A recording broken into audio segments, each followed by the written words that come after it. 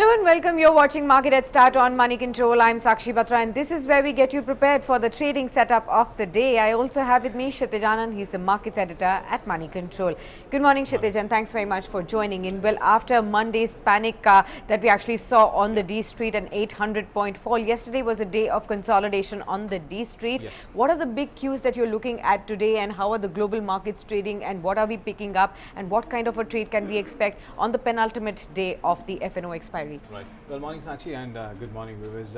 Well, it was a day of consolidation. You know, we saw Sensex falling by a little over 80 points, while Nifty 50 was not able to hold on to that crucial 11,800 mark. And if you look at the global cues at this point in time, they're not that supportive. In fact, we could see another downtick of around about 50 to 80 points in the morning trade itself, because the fears of coronavirus are now spreading beyond China. In fact, according to a Reuters report, it has actually spread to around about 30 countries, and the initial Reuters poll suggests that there's a higher possibility that countries like South Korea, emerging countries like definitely China is there, Hong Kong, Japan are all going to show signs of a slowdown, at least for the March quarter, and India will not be unfazed with because of that. So definitely signs of slowdown are already there. In fact, US government has also hinted at that there's a higher possibility that US citizens should also be prepared for the coronavirus, because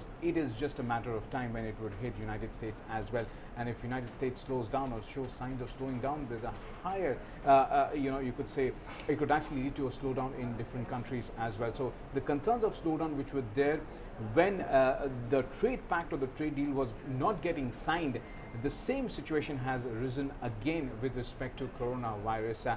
And if you look at the data for Indian, if you look at the Indian data or the macro data, which is about to come out probably for this coming Friday, it would again suggest signs of a slowdown, and the micro data is already hinting at the slowdown, because inflation is already inched up to 7.59%.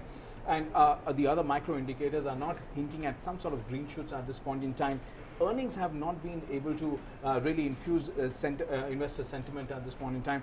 So what really the way ahead, at least in the near term, is on the downside if the signs of the coronavirus actually stretches beyond a month or 2 months or so, or no precautions or no vaccination actually comes out because of that.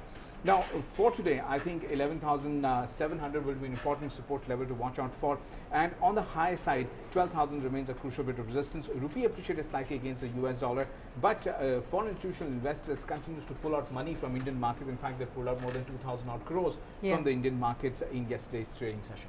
Absolutely. So the coronavirus scare is going to weigh on the Indian markets as well as the global markets. So that is something that we all need to watch out for. But again, domestically, if you really see, the big news comes from the 2-day visit of Donald Trump. And this was the maiden visit of US President Donald Trump in India that got over yesterday. And there have been some indications on the trade front. Right. So Kshitij, what are the indications that we've got, and how are the markets going to be taking them? Right. Well, I think the confirmed indication is that both the countries, that is, China, US and India, have signed a trade deal with respect to arms and ammunition for around about $3 billion. Yeah. But sources indicate that there are other deals which could be in foray, but there are no specific news announcements around it, or there is no clarification around it. But Street is hoping for some sort of concrete trade deal between both the countries, that is US and India. So that is something which investors or D Street will watch out for, and it comes at a time when there are signs of a slowdown in both the countries, especially not just with respect to US, but especially with respect to India. And in fact, we need a trade deal which could in fact boost the growth in India's continent at this point. Absolutely. So there have been indications, and in fact both the countries have been negotiating a trade deal from back in 2018. Now there are indications, as was expected, on any kind of movement further on this step and any further steps on this front. So there have been indications that probably towards the end of this year we could actually see a big trade deal happening between both the countries. Apart from this, if you really need to see is the technical patterns and the charts, and what are they really suggesting. So Kshitij, SGX Nifty already pointed out to opening which is below 11,800, which was a crucial support level. level that we have been talking about in the Right. last 2 sessions as well. For today, what will be the crucial levels to watch out for, and how should traders move in? Absolutely. Well, in fact, in yesterday's session or in yesterday's chat, we emphasized on the fact that we are trading, it's better to trade in a neutral zone at this Yeah. point in time because there is no clarity as to where the trend is going. And we are already trading near crucial support level. So 11,800 is anyways a crucial support at this point in time.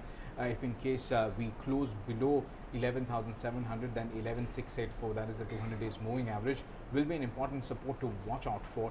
In case we slip below this level, then the trend will actually officially turn sideways to down. So that level is something which investors should watch out for. So if we have to break it down to 3 levels, I think 11,684, that's your crucial support to watch out for on the downside. On the high side, 11,900 will be an important resistance, followed by 12,000 levels. And even if we look at the call open interest data, then it does suggest that 12,000 and 12,200 levels are a crucial bit of resistance to watch out for. So at this point in time, just focus on 11,684. That's your 200 days moving average. In case it gets breached, then yes, the trend, at least in the short term, will turn sideways to downside. All right. Apart from this, if you really need to have a stock-specific approach in today's trading session, there'll be a whole host of stocks that will be in action on the back of news flows as well. Right. So, Kshitij, which are the top stocks on your radar today? Right. The first stock that I have on my list is India Cements. In fact, Gopi Kishan as the money, the brother of ace investors Radhakrishnan Damani brought 2.75% stake in India Cements on February 25th.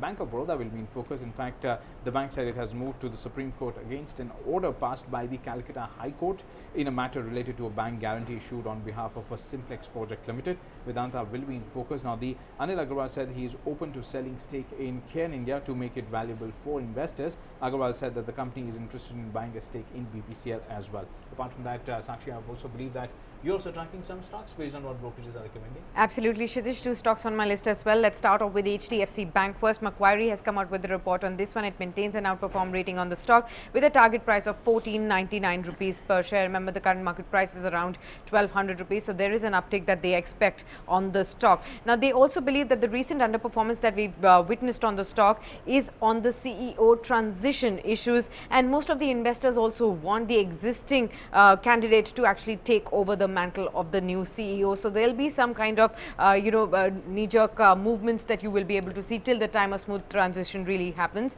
on this company.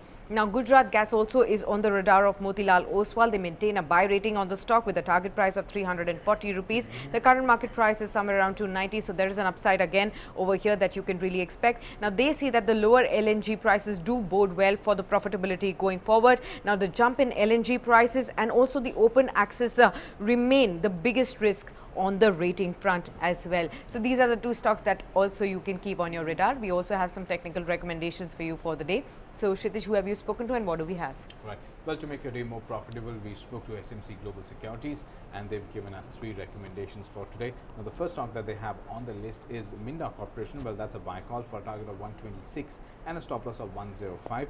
Ipca Laboratories, well, that's a buy call for a target of 1,584 and a stop loss of 1,290. NIIT Technologies, well, that's a buy call for a target of 2,045 and a stop loss of 1,775. Now, remember, the return potential is close to 8 to 11% on all the 3 stocks. Well, these are not intraday trading ideas, but more of a position play. So, in case you initiate any positions based on these recommendations, well, do consult your financial advisor. Right. Thanks a lot then, Kshitij, for sharing these ideas with us. And with that, it's a wrap here on this edition of Market at Start. You stay logged on to moneycontrol.com for more news and updates. Thanks for watching. Thank you.